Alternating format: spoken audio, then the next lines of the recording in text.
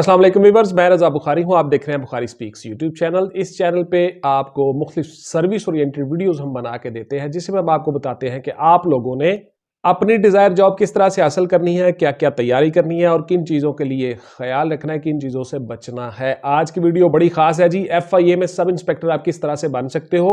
Criteria नहीं बताऊंगा, बल्कि आपको वो चीजें बताऊंगा जो आप चाहते हो, क्योंकि आप जितने सवाल करते हो सब इंस्पेक्टर FIA बनने के लिए, वो सारे के सारे सवाल आज की वीडियो में उनके जवाब शामिल हैं।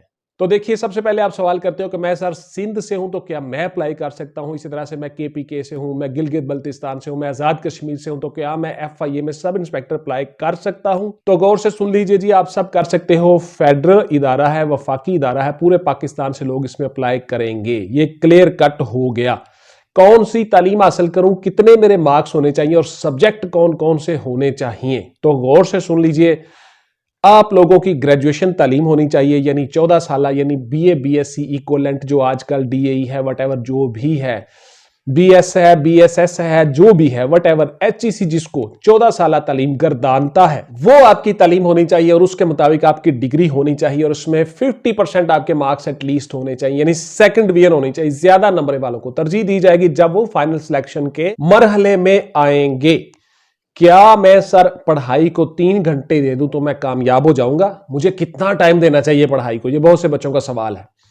तो देखिए, आप लोगों को ज्यादा से ज्यादा पढ़ना है। जब आप आखिरी दमों पे होते हैं, कोई एथलीट है ना, वो भाग रहा है, तो रनिंग करते हुए जब वो आखिरी दमों पे होता है, थक जाता है बिल्कुल, वहां से उसका स्टेमिना शुरू होता है। तो जिसने प्रैक्टिस करनी होती है, जिसने अपने टारगेट को अचीव करना होता है, अपने गोल को हिट करना होता है कि मैंने इस दफा ओलंपिक में गोल्ड निकालना ही निकालना है, उस वक्त वो गिरने की बजाय वहां से वो शुरू करता है कि अब मेरा स्टेमिना शुरू होगा, बिकॉज साथ वाले जब थक जाएंगे फिर वहां से वो आगे निकलेगा। तो इससे मुराद ये है कि जब आप पढ़ते हुए थक जाओ, जब आपका दिल करे कि बस अब मैंने बहुत पढ़ लिया, तो उस वक्त नहीं उठना, उस वक्त पढ़ना है। वो आपका स्टेमिना बनेगा पढ़ाई का।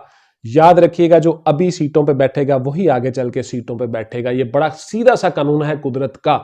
आप अपने आप को बैठने की आदत डाल लो, वही लोग जाके ऑफिस में बैठेंगे और गवर्न करेंगे इस गवर्नमेंट को, इस मुल्क को, इनके लोगों को गाइड करेंगे। क्या मैं सर ASI या सब इंस्पेक्टर भर्ती हो के तो क्या मैं DG तक पहुंच सकता हूं? बिल्कुल आप पहुंच सकते हो जी।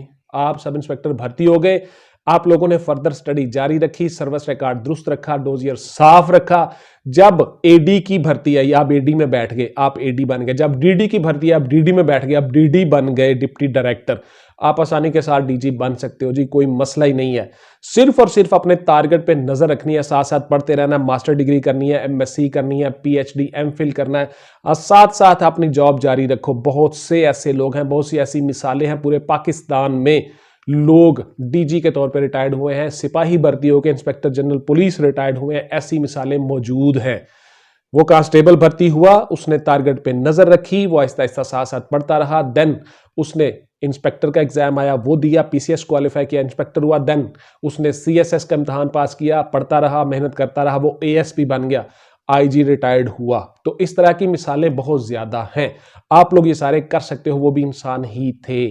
और उसके बाद फिर बहुत से महकमों में काम किया, दीगर बहुत से महकमों में, पाकिस्तान एडमिनिस्ट्रेटिव सर्विसेज में, फॉरेन सर्विसेज में बहुत से लोग ऐसे मौजूद हैं जो क्लर्क भर्ती हुए, बाद में CSS करके ASP बने, या बाद में CSS करके असिस्टेंट डायरेक्टर बने, AC बने, AD बने, और आहिस्ता आहिस्ता प्रमोट करते हुए वो सेक्रेटरी बने और फॉरेन सेक्रेटरी तक उन्होंने काम किया। ऐसे लोग भी मौजूद हैं। HEC अप्रूव्ड डिग्री से सर क्या मुराद है? इसका मतलब ये है कि जो आप जिस कॉलेज से, यूनिवर्सिटी से आप डिग्री कर रहे हो, वो HEC के साथ एफिलिएट हो, ऑटोमेटिकली आपकी डिग्री HEC अप्रूव्ड है, दैट्स इट। वो रजिस्टर्ड हो higher education commission of Pakistan में, HEC में, तो इस तरह से आपकी डिग्री रजिस्टर्ड हो जाती है HEC से। सर मैंने तैयारी करनी है, मुझे जल्दी से नोट्स भिजवा दें। ये जल्दी वाला काम नहीं है पुत्र, ये हर रोज पढ़ना है। स्टडी एक मुसलसल प्रोसेस है। Slow and steady win the race. Consistency, regularity, रोजाना काम करना है, टाइम टेबल और शेड्यूल बनाना है, डेली पढ़ना है, तब आप कामयाब होंगे। एक दिन की गेम नहीं है, रोजाना काम करना है जी पढ़ाई में। आपने चाहे 1 साल तैयारी करो, चाहे 6 महीने तैयारी करो, कम अज कम आप लोगों ने जरूर तैयारी करनी है। 6, 7 माह, 8 माह, साल, उसके बाद आपने अपीयर होना है, इंशाल्लाह आप कामयाब हो जाओगे। अपने टारगेट पे नजर रखनी है, डेली पढ़ना है। क्या सर फाइनल सिलेक्शन में FA FSC या BA BSc के नंबर, मार्क्स काउंट होते हैं, काम करते हैं? क्या इंटरव्यू में वो प्रेफरेंस दी जाती है?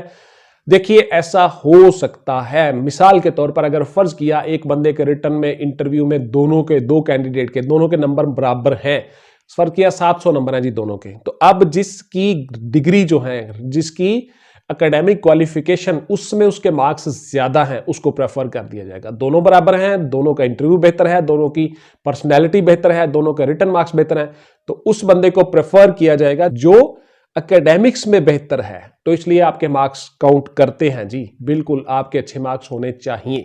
क्या सर डिस्क्रिप्टिव टेस्ट जो है वो इंग्लिश में होगा? ये बहुत से बच्चों का सवाल है जी। देखिए इंग्लिश उर्दू कोई मैटर नहीं करती, आप लोगों ने सिर्फ और सिर्फ चीजें लिखनी है। कंप्रीहेंशन आपको आनी चाहिए, ट्रांसलेशन आपको आनी चाहिए, ऐसे लिखना आपको आना चाहिए। ये मैं कहता हूं तो अपनी वीडियो में डेली आपने ऐसे लिखने की मशक करनी है, चाहे वो इंग्लिश में हो चाहे उर्दू में हो।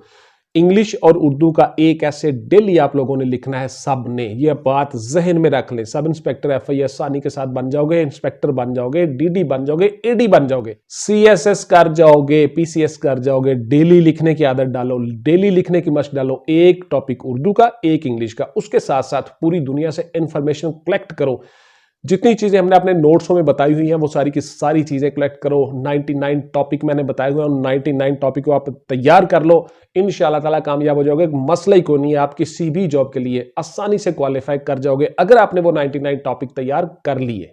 मैंने सुना है सर नेगेटिव मार्किंग होती है, तो इसका क्या मतलब है? गौर से सुन लीजिए, बहुत सी वीडियो में बता चुका हूं, फिर से बता देता हूं। नेगेटिव मार्किंग आपका जो इंस्ट्रक्शन टू द कैंडिडेट आपकी आंसर शीट के ऊपर लिखा होता है, क्वेश्चन शीट के ऊपर लिखा होता है, क्वेश्चनेयर के ऊपर लिखा होता है, नेगेटिव मार्किंग होगी 0.25 के हिसाब से।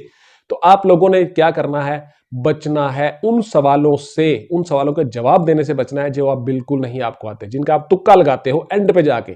अच्छा, पेपर किस तरह से हल करना है, सवालों की तरतीब क्या रखनी है, इसके ऊपर भी मेरी डिटेल से वीडियो पड़ी हुई है, आप देख सकते हो। तो 0.25 के हिसाब से नेगेटिव मार्किंग का मतलब यह है कि अगर आपने 4 जवाब गलत दिए तो आपके वो नंबर जो आप ऑलरेडी ले चुके हो सही जवाब दे के उनमें से एक नंबर कट जाएगा। यानी 0.25 का मतलब चौथा हिस्सा और 4 सवालों का मतलब एक नंबर, तो आपका एक नंबर कट जाएगा। इसलिए आपने जो आपको गलत जवाब आते हैं बिल्कुल उनका जवाब नहीं देना, बिल्कुल जिनका आपको नहीं पता। आखिर सर कौन से लोग भर्ती हो जाते हैं जी? मैंने सुना बड़ी सिफारिश चलती है, बड़े पैसे चलते हैं, ये सब बकवास और लेम एक्सक्यूजेज है। देखिए बात ये है कि आप लोग अपने आप को इस काबिल बना लो कि आपका कोई मोल दे ही ना सके। सिंपल सी बात है, आप लोगों ने बेहतरीन तैयारी की हो, 100% आपका पेपर क्लियर हो, आपको तमाम जवाब आते हो, कौन आपको पीछे करेगा? सवाल ही पैदा नहीं होता। आपका इंटरव्यू बेहतरीन हो, आपकी पर्सनैलिटी बेहतरीन हो, आप कॉन्फिडेंट हो, जवाब दें, personality, body posture, body language बोले आपकी कि मैंने जी काम किया हुआ है, दैट्स इट। आपको कोई दुनिया की ताकत पीछे नहीं कर सकती।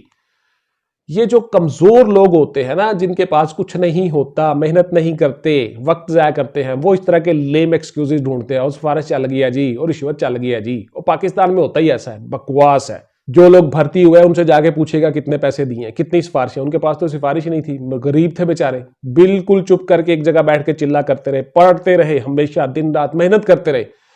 एक दिन आया कि वो कामयाब हो गए, उन्होंने सीएसएस कर लिया, उन्होंने पीसीएस कर लिया, वो सब इंस्पेक्टर बन गए, एफआईए में चले गए, फला फला। वो तो गरीब आदमी थे, पूछिए उनसे कितने पैसे दिए, कुछ भी नहीं, सिर्फ मेहनत की। उनके पास तो पैसे थे ही नहीं बेचारों के पास देने के लिए। तो इसलिए इन चीजों को मत पड़े, इन चीजों पे ध्यान मत दे, आप लोगों ने मेहनत करनी है, इंशाल्लाह कामयाब हो जाओगे। मिलते हैं अगली वीडियो में जी, टिल देन टेक केयर, अल्लाह हाफिज एंड गुड बाय। पाकिस्तान जिंदाबाद।